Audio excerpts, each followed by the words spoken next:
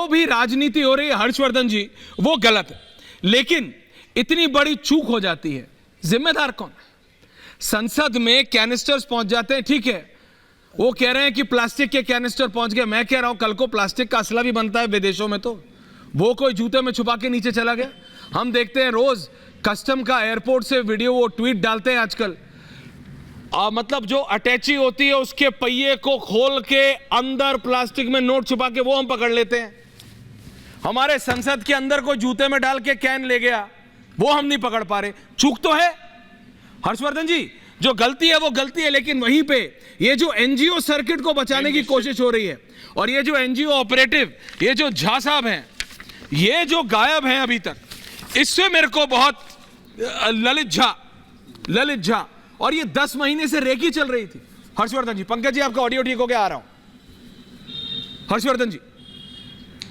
नहीं ऐश्वर्या जी, निश्चित तौर पर अगर हम जवाबदेही की बात करेंगे तो भारत सरकार की जवाबदेही है। देश के गृह मंत्री अमित शाह को आकर इस बारे में सारी स्थिति स्पष्ट करनी चाहिए। जिम्मेदारी, जवाबदेही देश के गृह मंत्री की है, इसमें कहीं कोई संदेह नहीं। हम सब ये जवाबदेही मांगते हैं, लेकिन जिस तरह से ये वेल कोऑर्डिनेटेड एफर्ट है, ये किसी एक बेरोजगार का गुस्सा होता तो हम लोग आज यहां दूसरी बहस कर रहे होते, लेकिन ये बाकायदा तय करके महीनों से इसको साजिश रची गई, और उसके बाद ये एक तरीका अपनाया गया कि 13 दिसंबर के दिन हम लोग ये करेंगे।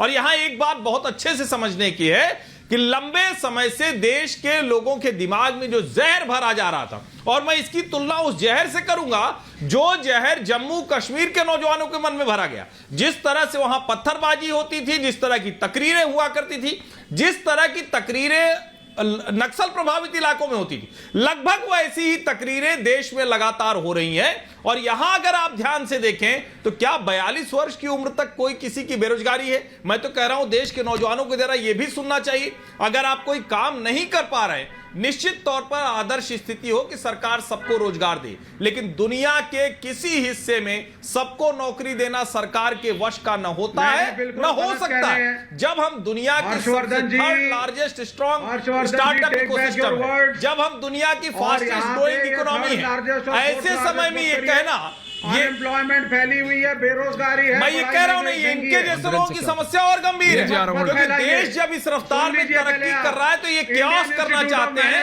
अराजकता फैलाना चाहते हैं, जिससे कि जो रोजगार मिल रहा है, जो मौके बन रहे हैं, उसमें भी मुश्किल है, और शायद इसीलिए चाह रहे हैं। मैनेजमेंट की फीस बता दीजिए, IIT की फीस बता दीजिए, प्राइवेट स्कूलों की फीस बता दीजिए, बताइए ना जरा, प्राइवेट अस्पतालों की